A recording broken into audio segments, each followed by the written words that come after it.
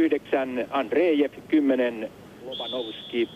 MM-kisojen jälkeen valmentaja Konstantin Peskov sai lähtöpassit ja näin ollen Lobanovski 43 vuotta antamasta. Ja sinne menee heti maali. Siinä ei päässyt suomalaispuolustus lainkaan tuohon väliin ja kuin tuulen nopeasti sieltä sitten tullaan ja peli on 1-0. Kun ottelua ei ole edes kunnolla päästy alkamaan, maalintekijä on numero 5. Suomalaiset erottuvat siis hyvin valkopaitaisina, Neuvostoliitolla punaiset paidat, joukkueiden normaalit perusvärit.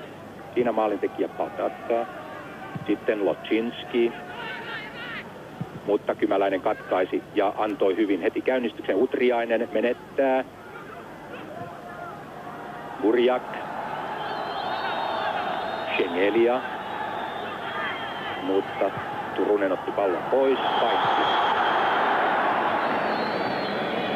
Oli Shengelia. Lotchinski, Burjak.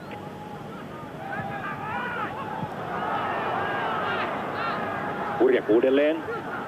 Saa pistosyötön, mutta suomalaiset leikkaavat hyvin tuohon tilanteeseen väliin.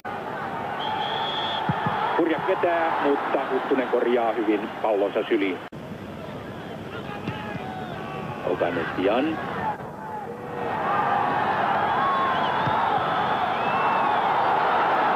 Ja jälleen vaarallinen tilanne. Kymäläinen oli eksyksissä.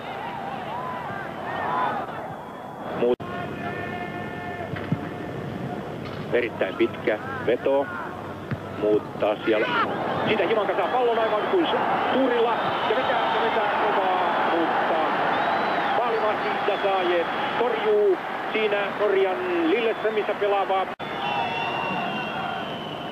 Burjak.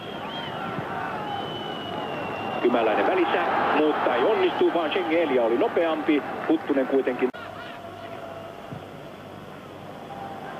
Neuvostoliitto tulee jälleen. Lotchinski kääntää maalille pahasti. Siinä Shengelia tavoitti pallon.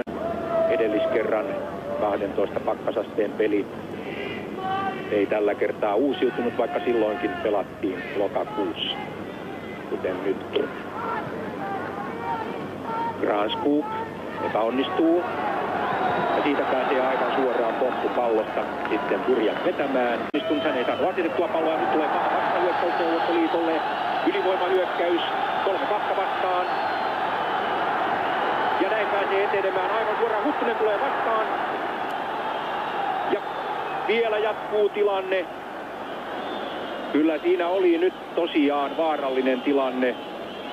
Neuvostoliittolaiset suorastaan kyllä möhlivät tuossa. He eivät pelanneet tilannetta loppuun. Hyökkäyspäästä rynnistävät voimakkaasti. Katsotaan millainen tilanne tästä tulee. Ja hieman ohi. Tosin kyllä tällä kertaa meidän Valve.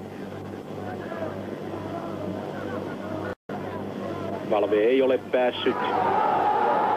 On paha tilanne. Valve antoi taaksepäin.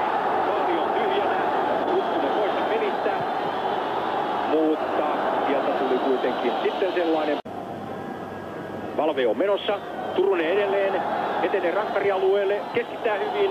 Mutta Paldaassa on päällä. Hän on vaihtomies. Tuli siis Shengelian tilalle. Demjanenka. Harhautti Turusen. Andreev pääsee vetämään kohti yläkulmaa, mutta katsotaan sitten millaiseksi tuo Suomen kenttäjärjestys muodostuu. Ja pelastaa aivan maaliviivalta. Siinä oli Jevtushenka. Esa Pekonen toiseksi puolustajaksi. Se on siis tämä taktinen siirto. Kyllä, Esa on täällä oikean puolustajan paikalla Aki Lahtisen tilalla.